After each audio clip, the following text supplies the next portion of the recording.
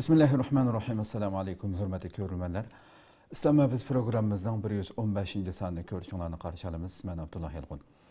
Kadirli görürmenlerimiz her hafta şu saatlerde her bir Müslümanın çokum Kur'an ve sünnet nuru aslında düşünüşü gerek boğan xilma-xil temalarını bir qancha yildan buyon davomlashtirib kelyapmiz. Albatta nurg'un mazmunlarda paranglashdik.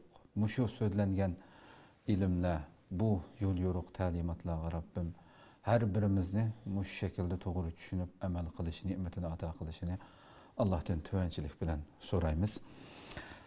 Bugün biz tünügün e'lonimizda bergandek sunnatga nima uchun hujum qilindi mavzusida paranglashganligimizni e'lon bergandik. Albatta hammalarga ma'lum bo'lgandek biz oldingi 5 bölüm bugungi bilan 6 bölüm jarayonida biz şu yaqindan buyon milletimizning ichida jahillarcha, bilimsizlarcha o'tirg'i chiqib har xil Qur'on sunnatni ayirmoqchi bo'lgan bir o'chum maxluqlarninki safsatilariga aql egasi albatta qilgan programmamiz ichidagi mazmunlardan kimlarga ketayotganligi, bu so'zlarning kimlarga deyilayotganligini har bir aql egasi tushunmay qolmaydi deb qaraymiz. Naiti ro'shan bir şekilde ayrım şekilde cevap berilyotdi. O'tgan qatim biz Qur'on suhbati, Qur'on tarjimasi haqida suhbat qilgan vaqtimizda nurg'un xalqimiz albatta dunyoning har qaysi joylaridagi xalqimiz bu bo'layotgan ijtimoiy uchur vositalaridagi bu safsatlarga o'limalarimiz javob berdi. Bu degandek uchurlarni bizga ayrimmi yozgan bo'ldi. Ba'zilar hattoki shu chaqirib nimishqa suhbat qilinmaydi. Lekin bu yerda shuni men bugungi programmada bugun uni ustiga bugun Sharq Turkiston o'limalar birligimi bu maxluqlar qarata naiti keng doiralik bir bayonot e'lon qildi. Ko'rmagan qarindoshlarimiz bo'lsa bu bayonotni tafsili ko'rib chiqishini tavsiya qilamiz va biz oldingi 5 bölüm va bugungi bölümde bu maxluqlarninki kelib chiqishi, bu maxluqlarning asli maqsadining nima ekanligini naiti ro'shan shaklda aytib kelyapmiz. Endi ba'zi qarindoshlarimiz bizga ayrimni uchur qilganlar bo'ldi, masalan naq maydonga chaqirib yoki u yiroqdan qatnashsimi degandek suhbat qilsanglar bo'lmamdi bu deganda. Lekin shu narsamda biz o'limalarimizningki, ustozlarimizningki uni chaqirmaganligi yoki uning bilan bir yerda turmaganligi ularning ojizligi emas. Shu narsa shu nuqtani aniq tushunishimiz kerakki, ya'ni oldida suhbat qilinmoqchi bo'lgan odamning salohiyati bo'lishi kerak. Bu sohaga bo'lgan salohiyati oldi bilan. Kim u? Yani nurg'un hayotini bu ilmning ustida sarf qilgan o'limalarimiz ko'p. Dunyoda hiçbir fan, hiçbir sohada bir bütün ömrünü yoki doktorlik qilayotgan bir doktor hiçbir aloqasi yo'q bu sohaga. Bir to'mirchilar o'tirib doktorlik haqida paranglashamdi. Yani o sahani biladigan, o sahani tushunadigan inson bo'lishi kerakki va suhbat axloqini biladigan inson bo'lishi kerakki, uningga o'tirib, uni bir muxotab elib o'tirib degan gaplarni bir paranglashish salohiyati bo'lsin u kishilarning. Shunga u maxluqlarni so'zlangan temalarda ismini bevosita tilga olmasdan so'zlashimizdagi sabab ularni asla va asla baraberimizdeki, yani biz bilan teng tushdagi insonlar qatorida ko'rmaganligimizdir bu. Uni mashhur qilmaslik, faqat o'tirib o'qiyotgan bu safsatlarning hammasini so'zlanayotgan bütün darslarda naiti atrofli shaklda javob berilib kelyapti.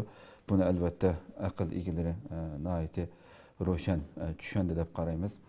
U safsat sotadiganlar tarixda qandoq uning katta başları qandoq bu dinni buzish uchun islomga shundoq har xil shubhalarni tug'dirib nurg'un ziyonkashlik qilaman deb uningdan burun ta bugungacha balki sanoqsiz 10 minglagan, 100 minglagan katta başları dunyodan bu islomning nurini o'chirolmay, Qur'on bilan sunnatni ayirolmay ketib qolganiga o'xshash bu bechoralarmi o'limalar birligining bugungi bayonoti degandek bu atalmış mollamlarmi tarixning axlatxonasiga süpürülüp tashlanadiganligiga hech shubha yo'q buningda.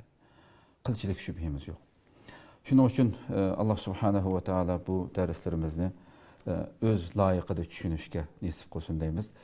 Her daimqidek programımızın aziz mehmoni ham Allah tanışıq bo'lgan hurmatli ustoz Sharq Turkiston Ulamolar birligi shundoqla Dunyo musulmon olimlar birligi a'zosi Abdurahmon Jamol Kashg'ariyni taklif qildik. Qimmatli vaqtini chiqarib qadam tashlab qilganlar uchun ko'pdan-ko'p rahmat aytamiz. Allah razı olsun. Qadrli ko'ruvchilarimiz, programmamiz YouTube va Facebook kanallarimiz orqali naq maydondan tarqatilyotdi.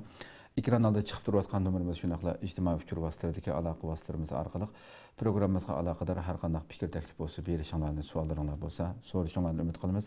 Shunaqla ko'plagan qarindoshlarimizdan foydalanish uchun ham bahrlab qo'yishni ham unutmaysizlar. Ustoz, biz bevosita boshlab ketsak, birinchi savolni shundan boshlasam, sunnatga düşmanlık qilish, yani sünnetki düşmanlık qilish qanday boshlangan degan savoldan boshlaylik. Bismillahirrahmanirrahim. Cenab-ı Allah hamdisine peygamberimizge dua salamlar olsun. Sünnetning İslamdaki o'rni yuqori bo'lganligi, Qur'oni Karimning bayoni, izohati, tafsiri bo'lganligi ve İslamningki oldingi mudofaa sababi bo'lganligi uchun İslam düşmanligi oxirgi davrdan boshlab, oxirgi davrda İslam düşmanlik rolini o'ynayotgan, bosh rolchilikni o'ynayotgan sharqshunoslar ve ularning murtlari bo'lgan sünnetni inkar qiluvchi zindiq shaytonlar sünnet haqida her türlü shubhilarni, her türlü gumonlarni qo'zg'ash orqali sünnetning hujjat ekanligiga hujum qilmoqda ve musulmonlarni sünnet haqida shakllantirishga urinmoqda. Bu İslam düşmanlarının Müslümanlarını sünnet yoki hadis hakkında qaymoq turib, İslam bayrağını götürüp kelgan sahabalarning obrazini qabihlashtirib, İslam dünyasida azg'un aqimlarni paydo qilish orqali musulmonlarni parchalab idora qilish yoki ojizlashtirish harakati burundan davomlashib kelayotgan bir an'anaviy usuldan iborat. İslam düşmanligi İslam meydan kelgandan tortib İslam bu dünyaya peygamberimizin kolu arkalık kelgandan tatiplan İslam davetinin oldun tosuş, İslam'dan tarıqılıcı tosqulluq qilish uchun her xil şekilde davomlashib kelgan ve her xil taktikalarni elib borgan.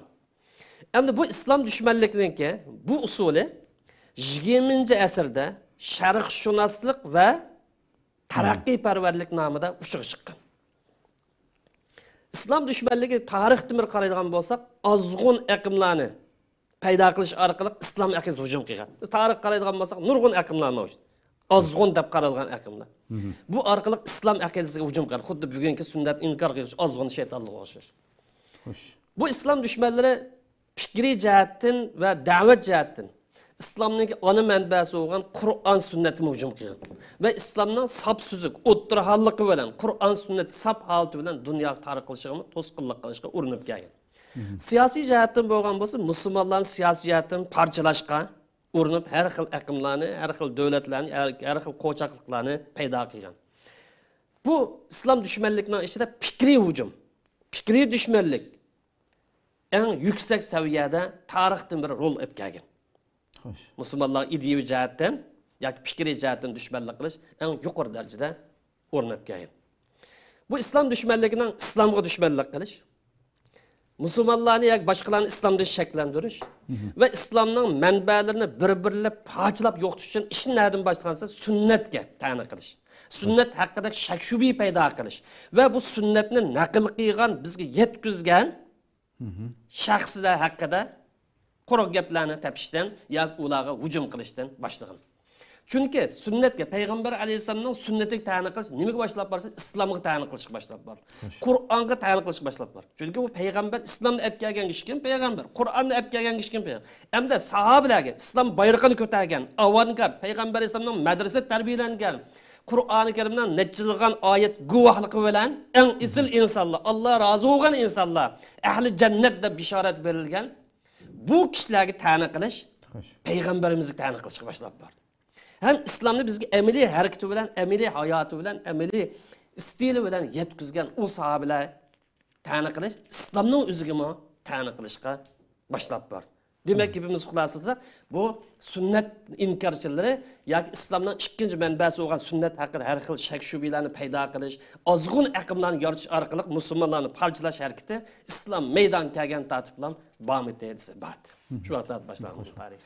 Allah razı olsun ustadım da şu elbette biz aldığımız bölümlerde söyleyip kilovatımız bulanınki asıl niyetini. Hem de devamlı bulak oturgu atıdığan sepsetler, oturguyan sepsetler ikisini bütünle ayırıp atılmış sünnetle açıdaki bazı elbette programın ceryanında bu hadis, aciz, zayıf ya yalgan hadis hakkında paranlaşımız. Bu şu sünnetini inkar kılış, İslam'ını inkar kılış hesaplanamdı. Deganga bir javob bersak. Albatta sunnatni inkor qilish islomni inkor qilishga hisoblanadi. Islomni inkor qilishga boshlab bor. Qur'onni inkor qilishga boshlab bor. Chunki sunnatni hujum qilish, sunnatga shak shubha paydo qilish, sunnat ta'ni qilish Muhammad alayhisolamning payg'ambarligiga shak shubha paydo qilish demak. Xo'sh. Islom haqida shak shubha paydo qilish demak. Qur'onga ta'ni qilish demak. Qur'onning kendidan fitna fasod tepish demak. Qur'onning bir qism oyatlariga ishonib, bir qism oyatlarga ishonmaslik demak. Demak, İslam'ni ijtimoiy, siyosiy, iqtisodiy, amaliy hayotdan ayirib sekularizmlashtirish yo'liga tashabbus qilish demak.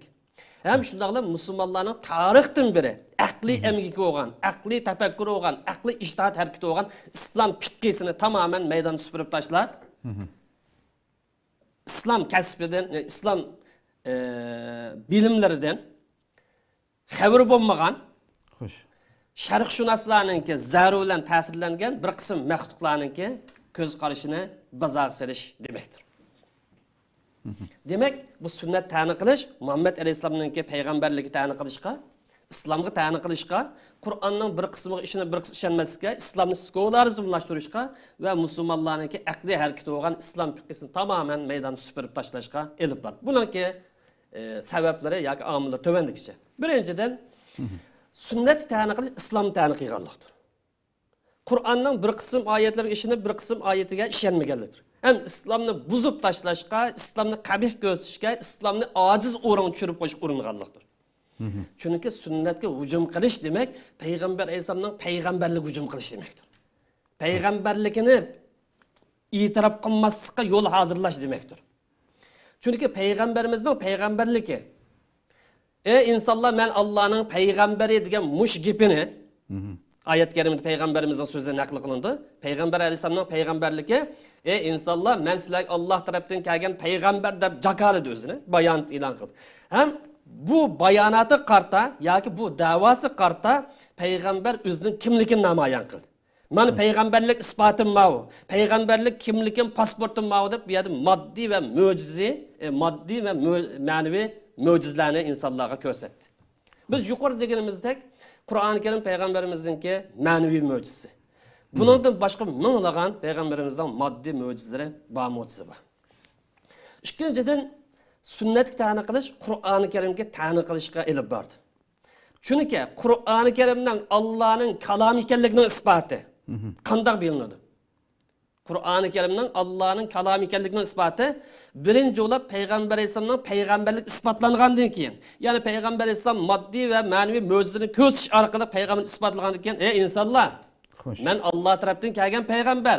Bu mening apkaganim, mening so'zim emas, Allohning so'zi. Bu Allohning kalomi deyish bilan bu Qur'oni Karim isbotlandi. Agar payg'ambar alayhisolam bu mening apkaganim Allohning kalomi deb xabar qilmagan bo'lsa, u vaqt biz Qur'oni Karimning Allohning kalomi ekanligini nereden bildik? Xo'sh. Qur'oni Karim ba'zan deyish mumkin. Qur'oni Karimning mo'jizaligi Allohning kalomi ekanligini isbotlaydi deyish mumkin. Qur'oni Karimning mo'jiz ekanligi bir payg'ambar chiqib bu Allohning kalomi desa yetmaydi. Bugun kunlikda Qur'oni Karim mavjud. Xo'sh. İşenganlar ishandi, ishonmaganlar ishonmadi. Ammo bir inson payg'ambar sifati bilan chiqib, bu mening apkaginim Alloh tarafdan kelgan va Allohning menga bergan payg'ambarlik mana pokdim shu. Allah'ın sözü deb ko'rsatgan vaqtida bu Allah'ın kalomi ekanligi insonlar tarafidan, sharqdagi insonlar tarafidan, arablar tarafidan, hatto g'arbdagi Rim imperiyasi Iroqli uchi bo'lib, bular tarafidan e'tirofga erishdi. Yani g'arbning tasdiqi bilan o'z zamonidagi eng kuchli payg'ambarlik isboti o'ttirib chiqib bugungi biz tushunmaydiganlar bu tildan so'zlaydi. Uchinchidan sunnatni inkor qilgan chaqda yoki sunnatni qabul qilmagan chaqda, sunnatni Qur'oni Karimda kelgan ko'plagan ahkomlarga mingga yaqin oyatlar va ahkam oyat deydigan buni amal qilish mumkin bo'lmaydi. Chunki Qur'oni Karimda kelgan mingga yaqin ahkam oyatlar ixcham bayon qilingan. Masalan, namoz o'qing, zakot beringlar degan o'xshash. Yani hüküm. Yani hüküm demek. Kanun. Bunun da siyasi tarafi var, siyasi prensipler var. Mesela adalet bilen devlet başkuruş, adaleti iş kılış, amaneti eksik tapşırış, şahsi de olsun, cemiyet olsun, devlet olsun, talaş tartışıp olup kalgancan, münazara olup kalgancan, kandak hal kılış diyen qo'shish bu meselelerde siyasi prensipler var. İqtisadi, sosyal kalakdar prensipler ihcam bayan kılıyor. Tepsilat gelmeyen Kur'an. Bunun tepsilat nerede geldi ise? Hoş. Peygamberimizden sünneti geldi. Bu sünnet dayanmay turib, bu meselelerini roşan tushungani bo'lmaydi, ham sog'lom Qur'onga amal qilgani bo'lmaydi. Uning ustiga Alloh taolo Qur'oni Karimni izohlash, bayon qilishdagi bosh rolni kimga topshirdi desa, Muhammad alayhisalom berdi. Payg'ambardir. İnsanların en avzeli, peygamberlerin dais yetekçisi olan peygamberimiz topshirdi. Enin kaynatı muş peygamberinin izohat bayanasida aqlni shiltonlar va la'allahum yatafakkarun. İzdiringlar, tafakkur qilinglar. Sen kallan kelgan bo'yicha men Muhammadning aqlida mening aqlim ustun deyolmaysan. Ammo bugun kunlar sunnatni inkor qilayotganlaring shu. Muhammadning aqli uncha yuqori emas-da. Biz bugun 21-asrda Yevropada yashayotimiz, dunyoni boshqarayotgan Xitoyda bizning aqlimiz u zamondagi Muhammadning aqlida ustun. U zamondagi badaviy arablardan ustun. Demakchi bo'liniki maqsad. Numus qilmay pochtika shu deb. Pochta maqsad shu. Akapadi. Uni ish tugadi. Qur'onni akapadi ish tugadi. Qur'oni Karim bizga deydiki, sen bu Qur'onni Muhammad alayhisolamning izohati asosida tushan. U orqali izdan tadqiq qil izdan deydi. Bu uyakət bo'lsa, bugun kunlikdagi mutafakkir, mujtahid, faylasuf olimlarimizningki bayonini e'tirof qilmay, ular adam bo'lsa biz adam emaslar. Bugun garambalchi, rabobchi, yalmishmachilar. Ahvol bu. Bu ilm sohasidan hech qanday bir narsa yo'q bo'ladi. Kasbiy ilm sohasidan, mayli Qur'onda olsun, sunnatda olsun, yalg'a yovda, quruq gapdan boshqa, yoki aka islom dushmanlari akillarininki tashviqotdan boshqa bir narsa yo'q. To'rtinchidan sünnetni inkar qilgan islom dushmanlik qilganligining misoli deymiz. Sunnatni inkor qilish Qur'oni Karimda kelgan 10 nechilg'an oyatlarni inkor qilishga bor. Masalan, Qur'on payg'ambarga itoat qilinglar. Payg'ambarning buyrug'iga bo'ysuninglar. Uning to'sqini bo'yicha yeninglar. Payg'ambarga itoat qilsang Allohga itoat qilgan bo'lasizlar.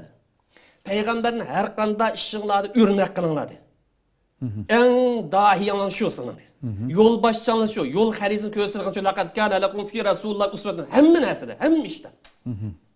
Onun başka mı kallandan ötmegen bir mesele, düşünemegen bir mesele, ya bir talaş saat şu olan bir mesele olup kalsa, sizler Kur'an dini tapamızsanlar sünnet karanladır. Hoş. Bu ayetlerimiz inkar kılışka, bu ayetler tuzkorluk kılışka, bu ayetler kafir oluşka başlap var. Sünnetini anlayanca, bu düşmanlıkımız düşmanlık. Beşinciden, sünnetni inkar qilish payg'ambarimiz olib kelgan diniy ta'limotlarni bir butur rad qilishga bor. Sunnatda buniki so'z orqali kelgan, amaliy orqali kelgan. Masalan, musulmonlarning ko'plagan ish harakatlar amaliy sunnatlar. Masalan, ibodat xarakterli, so'zat kitaba degan o'sha ko'p sunnatlar amaliy nimaga aylanib ketgan, ijtimoiy hayotga aylanib ketgan sunnatlar. Buni inkor qilishga bor. Bunun bilan birlikda payg'ambarimiz olib kelgan narsaning ichida, ya'ni Qur'oni Karim. Kim olib keldi Qur'oni Karimni? Payg'ambarimiz. Demak, payg'ambar alayhisolamning sunnatini, sharkatlarini yaratmagan vaqtida, buni e'tibor qilmagan chog'da, buni inkor qilgan chog'da tadrijiy payg'ambar alayhisolam olib kelgan eng chong bir narsa u Qur'oni Karim. Uni inkor qilishga boshladi. Xo'sh. Demak, payg'ambar olib kelganimiz olmaymizsa, Qur'onni ochang olib keldimi degan bo'lmaydi. Biz unda sattilni ishlatmaymiz. Payg'ambarimiz olib keldi. Demak, sunnat olmagandan keyin aytib, bugun sunnatni inkor qilgan bo'lsa, aytsa, ikkinchi qadam bu. Ikkinchi qadamda Qur'onni inkor qil. Shuningdek, sunnatni inkor qilish islomningki va musulmonlarningki aqliy boylik bo'lgan. Xo'sh. Musulmonlarningki aqliy ijtihodi bo'lgan, aqliy tafakkur bo'lgan islom fiqhisi. Buni bir butur rad qilishga boshlab bordi. Ya'ni bu bugun sunnat inkor qilinsa, islom fiqhisi deydigan narsa mavjud emas. Nima ish qilsa? Bu palonining aqli. Nima ish qilsa? Paloni bir mujtahidning ko'z qarashimi. Biz kim to'q? Biz ondan tövenme toq, biz nerede yaşayordunuz bugün kunlikda deydi. Bu bedbaxt. Çünkü İslam fiqhisining hammasi en köp nimaga tayindi? Aqliy emgak, aqliy ijtihodda sunnatga tayindi.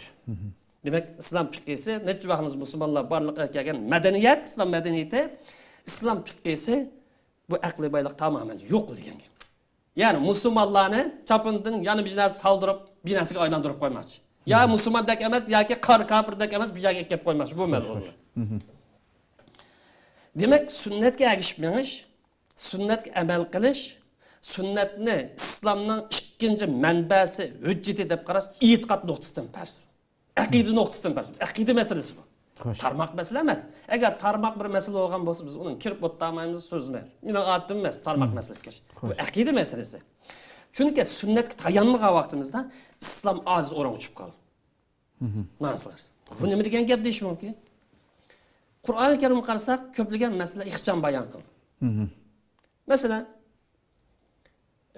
deylik-ki adalet meselesi. Yoki kengash meselesi misal qaraylik. Kengash bilan bir taraf bo'ladi. Buning amaliy tatbiqoti har xil shakllari, islom fuqaholari, islom mujtahidlari, mutafakkirlar orqali tatbiq qilinib keldi tarixdan beri. Agar bu musulmonlarning amaliy hayotida sunnat orqali, payg'ambarimizningki o'rnak orqali bu masalaninki namoyon ko'rinmasa, musulmonlar qanday elib bordi bu masalani? Yani aqidaga taqashmagan, islomningki prinsipiga taqashmagan asosda qanday elib bor? Siyosiy prinsiplarni. Men iqtisodda bor Qur'on Karim savdo satqanlar halol dedi. Jazoniga shug'ullansa olmaydi, harom dedi. Bu savdo satqning nurg'un turi bor. To'g'risi va xatosi bugun internet savdolari. Masalan, havo haqida o'tkazib berish deganga o'xshash sanab bo'lmaydigan savdolar bo'lib qoldi. Buning tafsiloti Qur'ondan nada bor? Bu badbaxtlar nereden topadi bunun cevabını? Fransa'nın kanunu ekleyti dedi. Kur'an'da olmasa Fransa'nın, İtalya'nın kanunu ekleyti. Şu Sarıyan'ın dedi. Mesele şu. Çünkü bir yer boşluk oldu mu, siyasi boşluk oldu, iktisadi boşluk oldu, içtimai boşluk. İslam'da az olur. Ve Kur'an'da bağımsız yok. Onda o kalsın demiş kız, kol koşurup doğucu bizden aldı. Manda yaşadı. Yani sen skolarizm oldu. Yani yerim dinsiz oldu. Xuddi Xitay.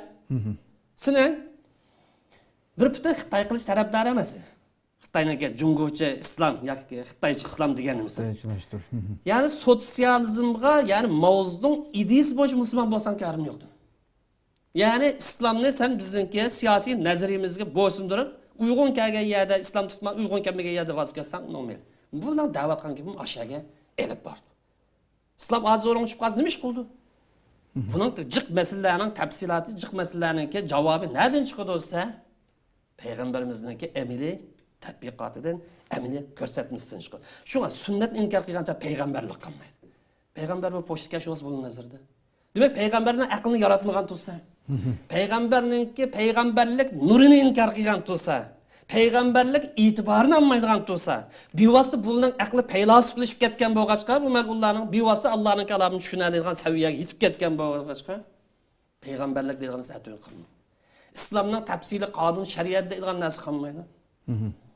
Shundaqlar musulmonlarningki aqli ijtihod boyligi bo'lgan islom fiqhi deydigan narsa qolmaydi, aqli tashladi. İmam Ebu Hanife kim dedi? Bugun kunlikda men ravobni sep chiqim maydonga dedi. Mazhabni men qurman dedi mesela. Ay bicharalar. Biz deydiki Hindistonda Qadiyanni istixborot, Angliya istixborot qilganda qurman dedi bugun kunlikda qarab tursa. Bu ishninki oq ko'rinishi bu. Shuning uchun sunnat inkor qilish islom dushmanligi deb buni kesib ayta olamiz. Bu tarmoq bir masala emas. Biz sizning aqli, to'g'ri, islom 300 dan ko'p oyatda aqlini ishladi. Xo'sh. Ammo havo havas bo'yicha demadi. Payg'ambarning nuri bo'yicha ishladi aqlini. İslamning prinsipi bo'yicha ishladi. İslamning maqsadlari ro'y bo'yicha ishladi. Musulmonlik maydoni bilan ishladi. Sende bir o'rnak bo'lsa. Ammo bir maydoni olmagan, prinsipi olmagan, aqli o'sha joyda olmagan odamlar kimni o'rnak tutadi? Bugun Mao'dan o'rnak tutadi, erta Stalinni tutadi, yana bugun George Bushni tutadi, yana bizni tutadi. Bugun dunyo bu. Ammo musulmonga nisbatan davomli o'rnak Muhammad alayhisalom. Çünkü Kur'an-ı Kerim kesip aytibdi. Laqad kana lakum fi Rasulillahi uswatun hasana. Siyasetde mi? Yol başlayan şu, iqtisodda mi yol başlayan şu, ijtimoiy hayotda mi şu, namozda mi şu, tijoratda mi şu, yol başlayan bu dedi. Şuna bu sünnet inkar qilishni islom dushmanlari deb buni kesib aytishga bo'ladi. Bularga shu bo'yicha muomala qilishga to'g'ri keladi. Allah razı olsun. Fikir erkinlik meselesi emasmi? Albatta. Agar kafir bo'lgan bo'lsa, bu e'lon qilib, "Tamam, men xristian bo'ldim. Tamam ben Buddhist oldum. Tamam ben şeytan ibadet kıldığım oldum. Siz demiş ki ama İslam'dan çıkıp Müslümanlık kaymakta mı? O vaktinde kafir deyip durup muamele kılmış. Tüydü. Doğru. Allah razı olsun. Hakikaten ait yaxşı cevap böyle. Haqiqatan bu azg'unlarning kimdir shu oxirida so'zlagan Rasulullohning har ishimizga o'rnak ekanligini bu maxluqlarning har bir musulmon shuni aniq tushunib olish kerakki Rasulullohning butun har bir ishimizda bizlar uchun musulmonlar uchun o'rnak ekanligini Alloh yuqoridagi siltilgan oyatda usvatun hasana deb bo'lib nima deydi desa kimlar uchun o'rnakligini oqistilab liman kana yarjulloha val yawmal axir dedi. Yani şu Müslüman şunu biliş gerek ki Allah'ını ve ahiret gününü ümit kıldığın Müslüman bolsan, bunda olsa senin örnükün, yol başçın, bana bu, ben evetken Peygamber Resulullah dedi. Şunun için kadarlı görülmelerimiz hem şu nesne bek köp tilgallama şu kançilik, yerim, çelek, bilimsiz mahluklar hikayelikini. Ben programdan 5. mesele demek istedim, tekrar bir dey. Şu nesige işençanlar kamil bolsun ki, her sözünün iki sözünün biri de Kur'an devatkan bu azgullah. Şu nesige yani eniq şek şüphe qilmanglar ki sözdüllam ağızdaki gap şu Kur'an devatkan mahluklar Sure Fatihani bir Kur'an o'qituvchisining oldida Kur'andan ders beradigan seviyedeki Kur'an o'qituvchisining oldiga kelsa her kuni 5 vaqt namozimizni o'qiydigan Sure Fatihadan to'liq numar elib, ha endi sen ikkinchi bir so'riga o'ssang bo'ldi deyish uchun oylarcha mashq qilish kerak bo'lgan maxluqlar bu. To'g'ridagi maylisini nadi ko'rsanglar ko'ringlar bu maxluqlarni. Shunchalik bilsanglar bo'ldi. Bularning qanchalik yerimchilik ekanligini. Qur'on deyotgan bularningki Qur'onnimi eng aqallisi shu Qur'onnimi to'g'ri loyiqida qoidasiga uyg'un o'qimaydigan maxluqlar. Qag'ini so'ylab qo'yganlar. Bu darajada ham. Ustoz endi müşahede sahih hadis bilan aciz hadisler aralashib ketganmi degan bir savolimiz bor. Albatta bu savol chiqishi bu sunnat dushmanlik qilishga bo'lgan eng chong bir banasi, sabab bo'ladi. Xo'sh. Bu sabablarning birisi nimishqa dushmanlik qilish sunnatga? Nimish ishonmaysa, nimish amal qilmasa, bu sunnat kishilikka bo'lmaydi dedi. Bu sunnatni inkor qilgan zindiqlarniki eng chong tutqichi bo'lgan bu vaqtda biraz to'xtalaylik. Bu sunnat inkor qilgan zindiq shaytonlar dedi ki bu sünnette sahih bilen acizi oylarımız orlaşıp ketken. Bu ko'nglimiz xotirjam bo'lib payg'ambarimizdan so'z diyemeymiz bunu. Qanday bo'lib alamiz unda o'ga vaqt. Shunga ratli qilish lozim buni dedi. Yani bularning demoqchi o'g'ini Allah insonlarga Muhammad alayhisolamning Qur'onning ma'nolarini bayon qilib berdi deb avatgan. Bu payg'ambarlik nuri, payg'ambarlik mash'alning zamoni o'tib ketdi. Bu mash'al Kur'an'ı bayan kıpırgan bu meşhur peygamberimizden vafatını üçep kaldı. Hoş. Çünkü bunun rolü. Allah Kur'an'ı himaye kılgan olsa bu sünnetini himaye kılmagan. Himaye kılıcı aciz gelgen. Şuna bunun işenigin olmaydı dedi. Yani bu başka şey elbet etken vakti de bulanın maksatı da bu sünnetini inkar kılgı zındıklar Resulullah'ın sünneti Kur'an'ı bayan kıpıranmaydı. Bugün biz yaşayotgan davrda bayon qilib bir salohiyati ega emasdi. Unisi ishonigini bo'lmaydi bu sunnatni. Qaysi to'g'ri, qaysi xato bilgini bo'lmaydi. Shunga bunga amal qilishning hech qanday ehtiyoj yo'q. Shuni biz olmaymiz. Biz o'zimiz bevosita aqlimiz bilan biz paylasib bo'lgandan bevosita Xo'sh. Kesib, igiz pas, o'ngdan so'ldan, ele Mavzudongcha, ele George Bushcha, ele Stalincha biz hayotni beraversak bo'ladi. Bizda shunday bir salohiyat bor. Biz degan kim to'q demoqchi bo'ladi. Endi bularninki ko'rsatayotgan bu sunnatda to'g'risi bilan xatosi o'rlashib ketdi degan bu banisga chunqur lob enak bilan qaraydigan bo'lsa, bu sunnatni inkor qilayotgan zindiqlarning Qur'oni Karimga kofirlik qilayotganligi Magam aniq deb. Qur'oni Karimniki bir bo'lik oyatlarga kofirlik qilayotganligi sunnat qilayotgan kofirlikdan tuvan emas. Sunnat kofirmiz, kofir. Sunnat olmagandan kofir emasmi? Kofir. Xo'sh. Rasulullohning moddimizni tamoman inkor qildi bo'lmaydi ular. Sunnatni bir puta inkor qilish kofirlikmiz, kofirlik. Endi Qur'onga kofirmizmi? Kofirlik va bu. Nimish qalsa, chunki Alloh taolo Qur'onda litubayyina lin-nas ma nuzila ilayhim va la'allahum yatafakkarun dedi. Biz seni mubayyin dedi. İzahlıqçı, bayan qıpaqçı, yol xarisini ko'rsatpaqçı, Allohning murodi maqsadi ma'vuda ko'rsatpaqçı qilib seni tushirdik. Hayatın tilavidan o'lib ketgandan keyin sening so'zlaringdan sharkitavlar bu qiyomat kun qadar bosadi. Qiyomat davomida Alloh tamg'ini bassin Qur'oni Karim bas. Bu oyat kelgan chaqda bu zindiqlar nima deydi? Ishonamdi bunga? Ishonmaydi. Peygamber hayat vaqt qilgan bilan hayat vaqt o'lib ketgandan keyin u payg'ambarlik nuri o'chdi. Qur'on burun holatida qolib qoldi. Unda bo'lgan bu ish bizning aqlimizga tushdi. Aqlimiz qolib qoldi. Xohlagancha izohlasak, xohlagancha tafsir qilsak bo'laverdi. Xo'sh. Bu payg'ambarning vazifasi akkab qo'yib kechirgan bir poyst keçdim boshqa ish emas dedi. Demek bu yerda oyatningki Alloh taolo bayon qilsa bu zinda qildim desa, yo'q bayon qilinmaysan dedi. Bayon qil salohiyatning o'tib ketdi, olmaymiz seni e'tirof qilmaymiz dedi. Kofirlik emasmi oyatga? Evet. Enoq kofirlik. Amaliyotda Qur'oni Karimdan qasilan qo'g'dilinishda, himoya qilishda dunyoda sunnatga o'xshash himoya qilingan, sunnatga o'xshash qo'g'dalgan bir narsa mavjud emas. Mayli Yahudlarning Tavrat muqaddas kitobini alaylik. Mayli xristianlarning Injilni alaylik yoki yana biz seninkini alaylik. Sunnatga o'xshash qo'g'dalgan kitob topilmaydi Qur'oni Karimga qilib qolsin. O boshqa dindagi kishilarningki muqaddas deb qaragan kitoblarni Qur'onga solishtiramiz, sunnat solishtirib, sunnatning tuvan darajasida turib.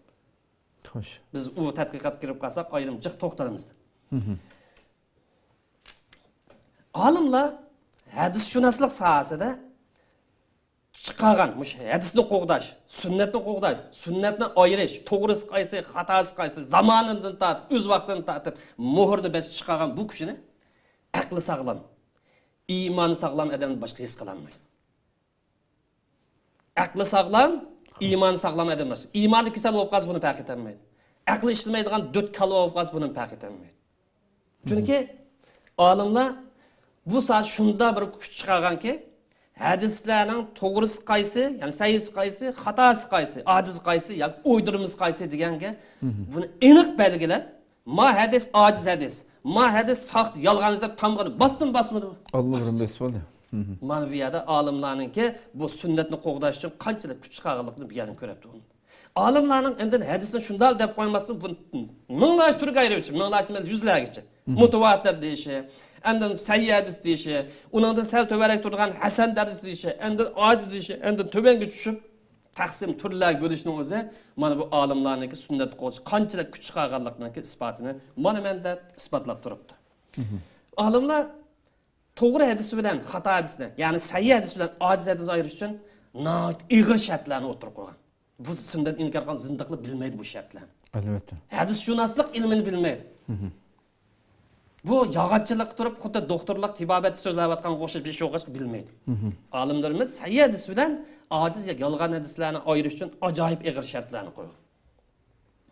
Hech qanday bir millatda bugun qadar 21-asr qadar bir xabar o'lgan bo'lsa, bir ma'lumot olgan bo'lsa, bir voqelik olgan bo'lsa, shuni tadqiq qilishda, shuni izlanishda, shuni manba surishtirishda, shuni rost yolg'onligini ayirishda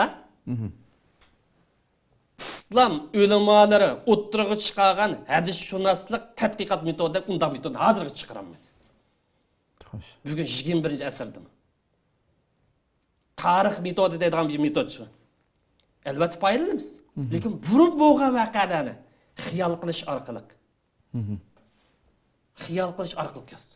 Ammo bizningki islom dinimizda bo'lgan voqealar payg'ambarimizning hayotida bo'lgan voqealar bo'lsa, yoki payg'ambarimizdan degan so'zlar ish harakatlar bo'lib qolsa, xiyol qilish orqali qilamiz. Kimdan? Qanday odamdan? Bu qanday odamda? Qachon? Kim bilan ko'rishgan? Yesh qanday? Buni aqidasi qanday? Nada o'sib bitilgan? Kim bilan tanishgan, qachon uchrashgan degan o'xshash necha shartlar.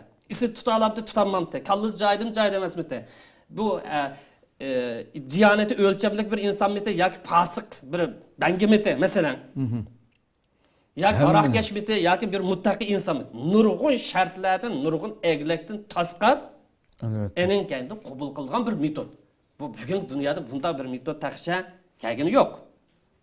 Bu hadisshunos olimlar bir hadis tekshirish uchun, bir hadisni tekshirish uchun bir shahardan bir shaharga kechani kunduzgi o'lab, o'z zamonidagi ot bilan, o'z zamonidagi eshak bilan oylar safar qiladi. Masalan, Abu Ayyub al-Ansari degan shaxs Madinadan Misrga bir hadis ta'kidlash uchun, mush hadisdan falani haqida anglaganmi? Seni biladi dedi, falani anglab dedi. Ras shuni anglaganmi? Qachon anglagan? Kim batu so'rni? Mush ta'kidlash uchun Madinadan Misrga borgan. Bir misol.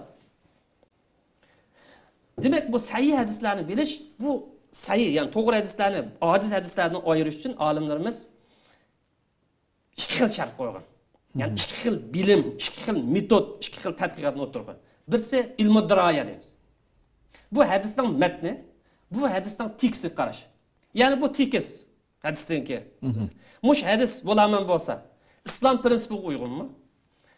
İslamning ruhiga uyg'unmi? Qur'on oyatlariga uyg'unmi? Yoki islom zid kelamdi? Yoki aqlning keskin yakun zid kelamkanmi? Birinchi o'ylab olimlar bu hadis emas. Yani payg'ambar mushlar gap deyishi mumkin emas. Buni tadqiq qiladi. Ikkinchi o'ylab bu hadisninki isnod ilmi deymiz, naql qilish yo'li, yetkazish yo'li, bu yakil. Ta Resulullah ağzığı bağıça. Ağzığı bağıça. Bu zincir otturdaki bütün zincir kesilmey. Kesilmedi, kesilmedi. Üzülmedi. Bağlışam bütün tekşirdi.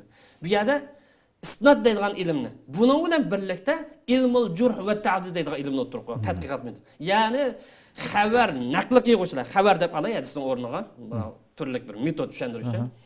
Xabar naqli qilguvchilarning o'lchamlik ekanligi va o'lchamsizligi degan. Zag'ir tilda bilib bu ilimni kashf qilgan. Bu ilimde hadisdan manbasi tekshirish. Hadis kimdan kelgan? Qachon deyilgan? Qaysi munosabati bilan deyilgan? Qaysi so'rinda deyilgan? Kimlar bor? Hadisdan manbasi tekshirish. Bu hadis rostmi yolg'onmi? Buni tekshirish. Buni naql qilgan odam ishonchli odammi yoki ishonchsiz odammi? Buni naql qilib kelgan odam gapni joyida bir esda tutib oladigan odammi yoki 5 soatdan keyin unutib qoladigan odammi? Ya'ni xiyolparastmi? Deganga o'xshash bu metodni ijod qilgan. Bu metod dunyo tarixida hech kimda yo'q bu metod. Hech kimda yo'q. Bugun kadar yo'q bu metod. Bu sunnat inkor qiladigan ozg'un shaytonlar bu narsadan xabarsiz. Ya biz sizdan juguna boshqadan qoldi bo'lgan. Ya aqldan ozgan, iymonidan ozgan bir pasiqlar. Shuni qalaymiqan jo'lib millatni asli nishonidan, asli yo'ldan shukundirishga urinadi. Bu ilim hadisshunoslik isnod tekshirilgan bu ilim, ya'ni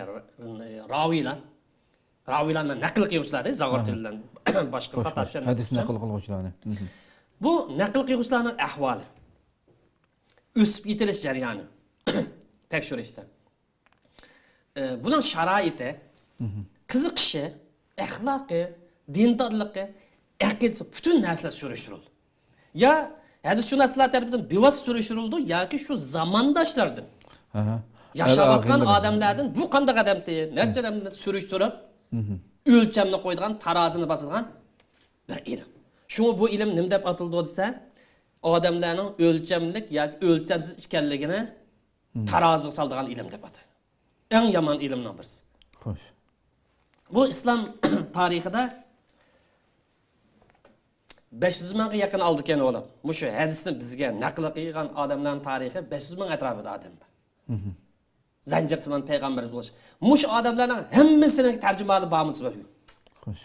Hammasining ma'lumot oldimizda. Balani masalan, Jabir deb birisi kelganmiz. Kim bu Jabir? Qaysi shaharda? Kimning balasi, kimning dadisi? Qachon yashagan, qaysi erda yashagan, kimda o'qigan, kimda o'qimagan, butun nasib. İşençilikmi, işensizmi, pasiqmi, dindarmi, o'lchamga to'shamdi, to'shmamdi degan butun narsa bor. Albatta. Demak, olimlarimiz Rasulullahninki, Qur'onning buyrug'i bo'yicha Rasulullahning sunnati ko'ngil bo'lganligi uchun endi bu hadisning to'g'risi bilan xatosini yoki sahihsi bilan ojizini ayirish uchun ham tarixdan bir davomlashib kelayotgan islom dushmanlariga raddiya berish uchun bu metodda samimiy rol olgan. Xo'sh. Bu sababdan ular bu hadis naql qiluvchilarga baho berishda yoki ularni ashu taroziga solishda tuqquni bo'lamdi, mazhabdoshi bo'lamdi, vatandoshi bo'lamdi, yurtdoshi bo'lamdi, okinisi bo'lamdi, uning qilchi e'tibor bermagan. Buning ta'sirini qilmagan. Xo'sh. Natija qanday chiqishdan qat'iy nazar, kim bo'lishidan qat'iy nazar bu taroziga solgan.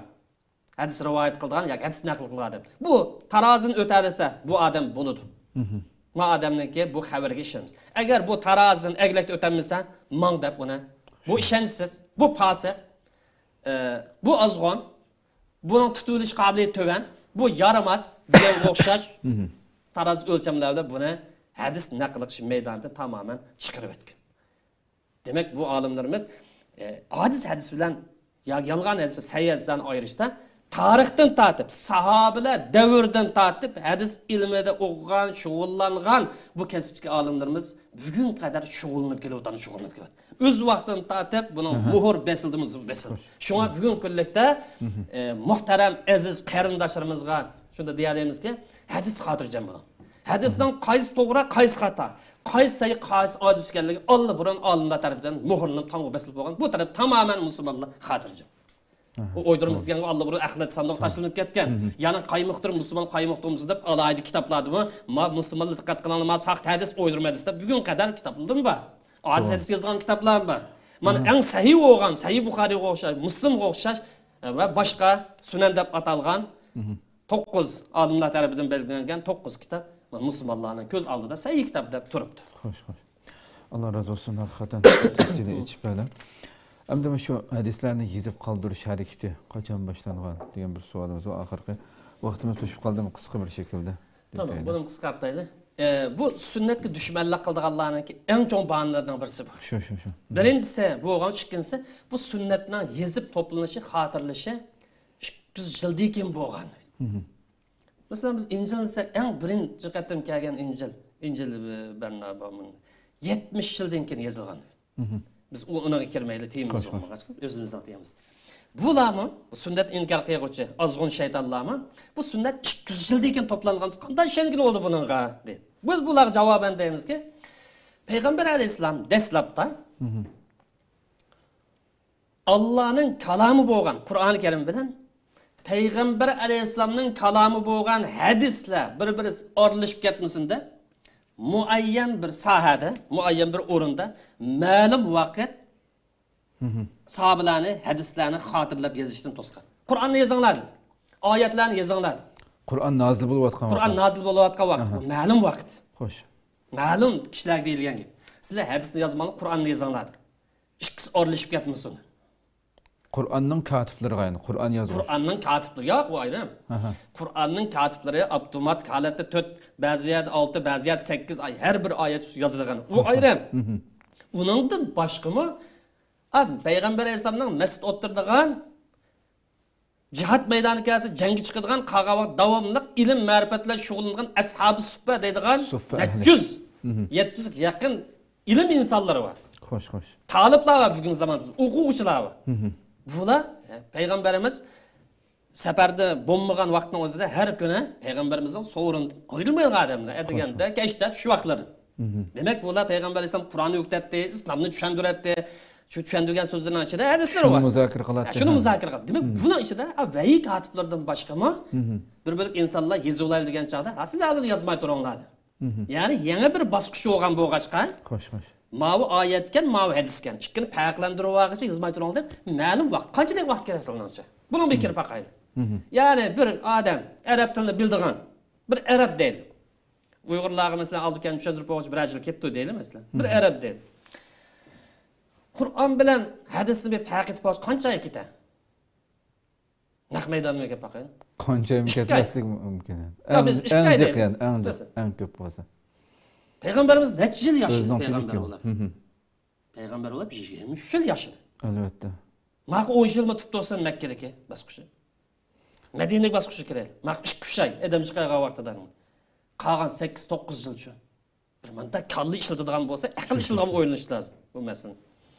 Demek bulara ma'lum vaqt sizlar yozmay turing. Endi ko'ngli xotirjam bo'lgan chaqda, ya'ni shu so'rindagi odamlar, ya'ni shu o'quvchilar, ya'ni shu payg'ambar madrasasiga şu ehli ilimler ya şu kişiler Kur'an bilen hadis paket şaraitiyatga vaqti xalsan emni yozulanglar. Ruxsat qildi. Ma sunnatni inkar qilgan shaytonlar o'ziga kelgan yerda yozmang degan hadisni oladi. Hadis ishonmaydigan turib bu tuzkorlar. Yozsanglar bo'ladi degan ana olmaydi. Xo'sh. Yoki u hadisni zodi tushunmaydi bu guylar. Özünün havaya ve sebebiyle. Havaya suymangan bo'lgan. Ne, xo'sh yaxshi shuni. Peygamberimizning bundaqa sabab Qur'oni Karim bilan hadisni o'rlashib ketmasligi. Enin kendi musulmonlarni Allohning kalomiga yuzlandirish. Xo'sh. Qur'on tafakkuri, Qur'on hayotiga singdirish uchun dastlabda uni qaratgan ham o'rlashib ketmaslik iborat bu ikki maqsad bor. Payg'ambarimiz xotirjam bo'lgan vaqtida buni ruxsat qilgan. Demak, bu sunnatni to'plash, hadis sharifni to'plash Payg'ambar alayhisolamning hayoti tartibi boshlangan. Masalan, buna ispat şekilde misal alaylı bir neçe adamın ismini jiqdimiz vaqtimiz. Said ibn Ubad'ın o'zgezi bo'lgan kitap bu.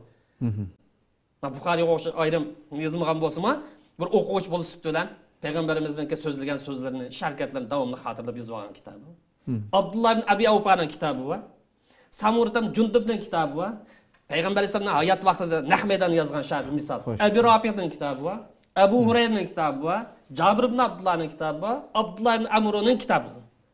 Şunun o'xshagan nurg'a odamlarning kitoblari. Bu hadis toplandı mı? Toplanır. Yazıldığımız peygamber yazılı. Ondan başka peygamber aleyhisselam'nınki elçilerge, ministerlerge, başka devletninki padişahlarga yazgan mektupları.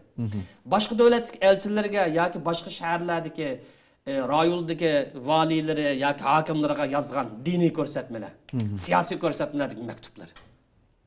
Bu bugungi kunlikda Majmuatul Vasaiq Siyosiya deb 700 bet atrofida cho'ng bir hajmli kitob.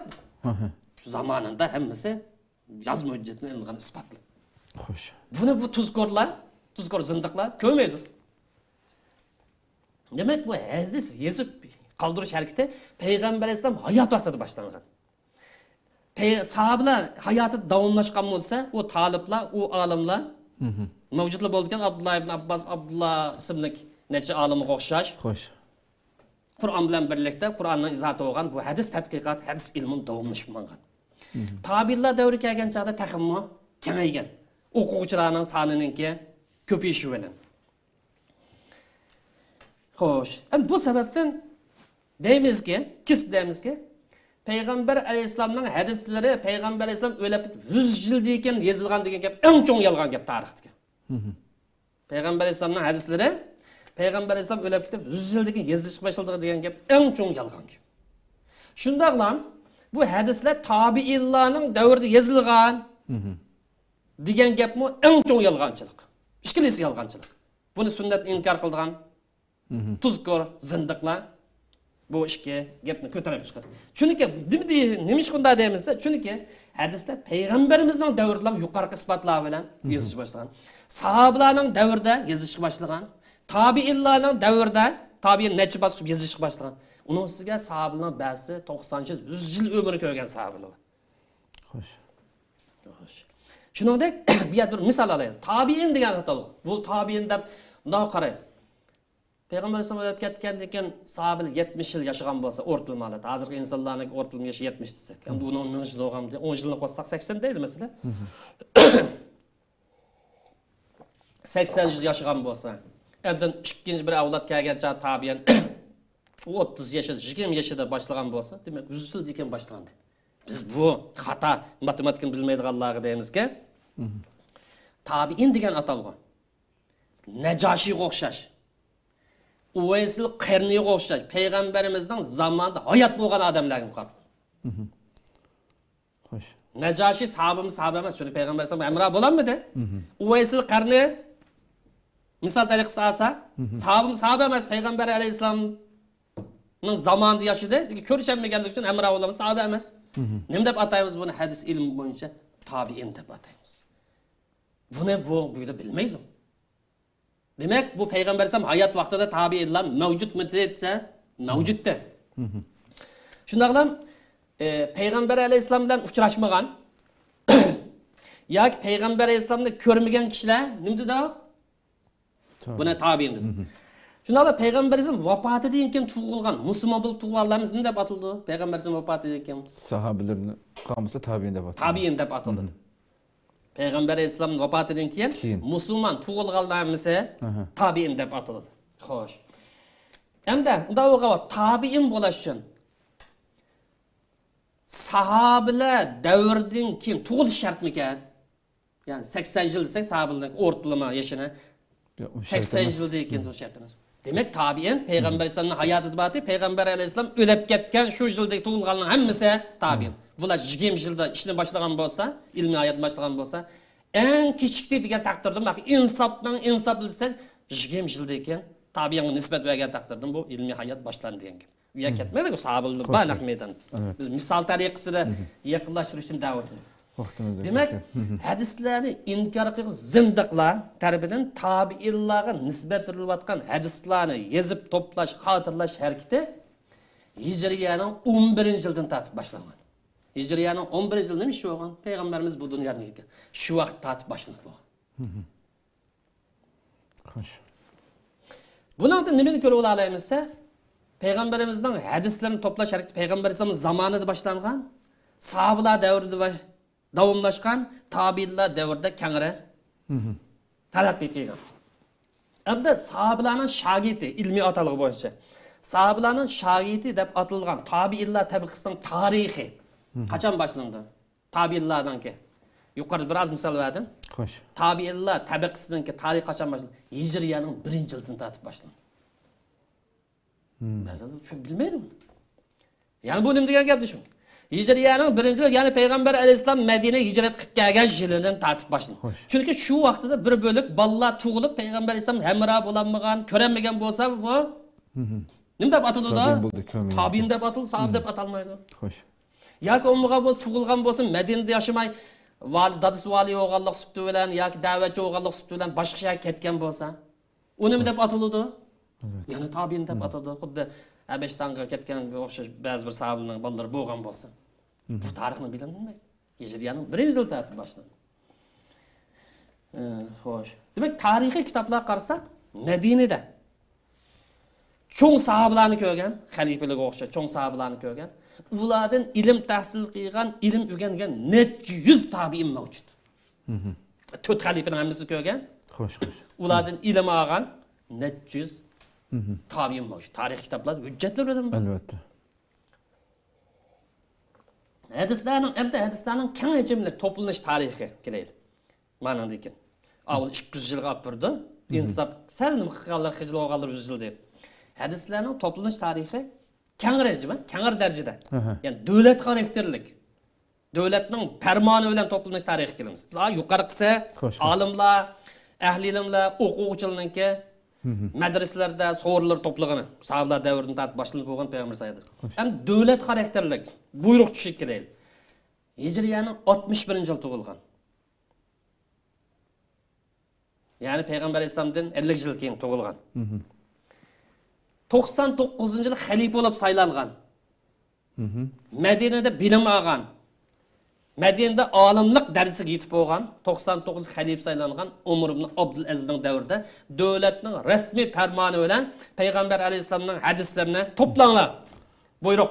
Bütün islom dunyosidagi, rayondagi qaysi bir inson bo'lsin, qaysi bir musulmon bo'lsin, payg'ambar alayhisolamning bir ishini ko'rgan bo'lsa, anglag'imiz bilgan bo'lsa, buni olimlarga yetkazsin. Ham olimlarga buyruq tushirgan. Sizlar to'planglar. Umar ibn Abdul Aziz. Umar ibn Abdul Aziz. Davlatning farmoni. Unda ilgari madrasalar bilan, maktablar bilan tadqiqotlar bu ish bo'lmasa, bati. Masalan, bu zamonda Umar ibn Abdul Azizning buyruq tushmay oldi keyin bo'lib, shu davrda Shabiz Zuhri bir bo'lik sahobalarning o'zi hadis to'plagan. Sahobalardan hadis to'plagan. Uningdan keyin Ibn Jurayj degan olim, Ibn Ishaq degan olim, İmam Malik ve onundan başkalar resmi çoğun hacimli kitaplarını devletin fermanına asasen toplap şu vaqtida yazıp çıqqan, yazıp çıqqan. Bunu bu sünnet inkar kıldığan, nankabı, ahli bilmeydi bunu. Demek kifimiz xulasısa, hadislarninki toplanış, ilmi hareketi, xuddi sharqshunaslar ve ularninki murt şeytanlar olan sünnet inkar kıldığan zindiq murtlar jo'ylagandek 200 yildan keyin İmam Buxoriy, İmam Müslimning qo'li bilan yozilmagan. Xo'sh. Bular İmam Buxoriy, İmam Müslimning kitobi eng mo'tabar bir kitob bo'lg'achqa, uning tulgan tarix shuning yaqin bo'lg'achqa ashaglab turdi. Uningda ilgari hadis kitoblari yo'qdek. Hadis to'plamlari yozilmagandek, musulmonlar havoyivas bo'yicha yashaydigandek. Bana tabish. Bunday emas. İmam Buxoriy, İmam Müslim'de ilgili neççiliğin hadis kitapları yazılıb olğan, toplanıb olğan, xatırlanıb olğan. İmam Buxoriy, İmam Müslim kelgancha bu hadislarning ichida faqatlam sahih deb qalgan, eng o'lchamli deb qalgan, eng shart tushadigan mush hadislarni tanlab ummatga taqdim qilgan olimlardan iborat. Xo'sh, xo'sh. Bu hadislarniki Allah razı olsun. Allah razı olsun. Ko'p rahmat. Vaqtimiz to'shib ketmiş etdik. Qadrli ko'rmanlarimiz, shuna qilib bugungi bölümimizni bu yerda oxirlashtiraylik. Haqiqatan bütün mazmunlar so'zlandi deb qarayman inshaalloh. Alloh umr bersa. Yana bir aldığımızki haftadaki programımızı görüşküçe aman boğayslar. Assalamu alaikum ve rahmetullahi teala ve berekatuhu.